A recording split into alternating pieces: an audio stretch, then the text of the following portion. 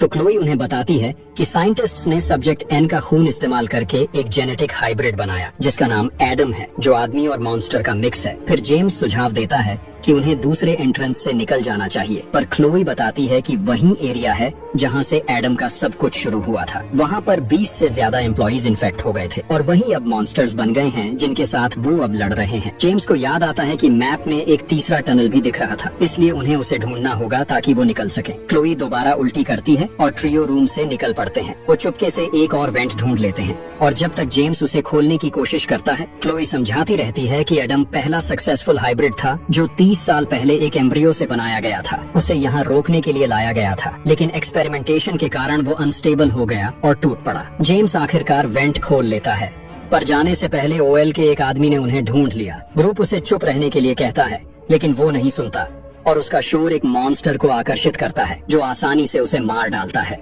दरवाजा बंद करके अगले हैच की तलाश करते वक्त जेम्स की वॉच बीप करती है, बताती है कि लॉकडाउन खत्म हो गया है। तीनों एक और दरवाजा पार करते हैं और एक कॉरिडोर को फॉलो करते हैं जब तक वो रेचल को नहीं ढूंढ लेते, जो सिक्योरिटी कैमरास के रूम में बहुत बुरी तरह से जख्मी दिख रही है।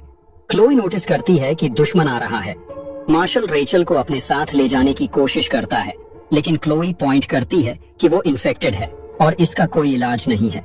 जब मार्शल उसे छोड़ने से मना कर देता है तो क्लोई उसे मेडिकल वार्ड का रास्ता बताती है और जेम्स अगले हैच की तलाश में लग जाता है। क्लोई इस मौके का फायदा उठाती है और रेचल को सिर में गोली मार देती है। जब बाकी लोग गोली की आवाज सुनते हैं, वो वापस आते हैं और मार्शल गुस्से से भर जाता है क्लोई को नजरअंदाज करते हुए।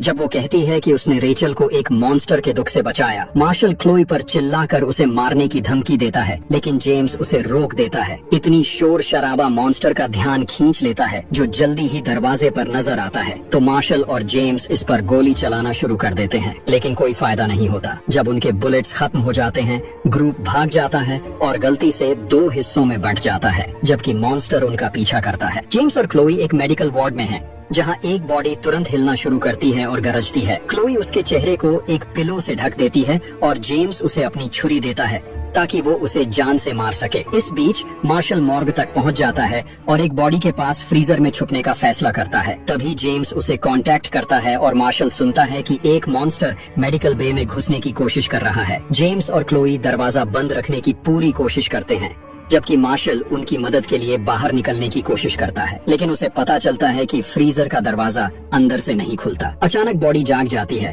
और मार्शल के हाथ में काट लेती है। फिर वो अपनी छुरी से उसके सिर में बार बार छुरा घुसाकर उसे मार देता है। मार्शल को लगता है कि सब कुछ खत्म हो गया है। तभी जोना उसे खींचकर बाहर निकालता है और अपने हथियार से उस पर वार करता है। साथ ही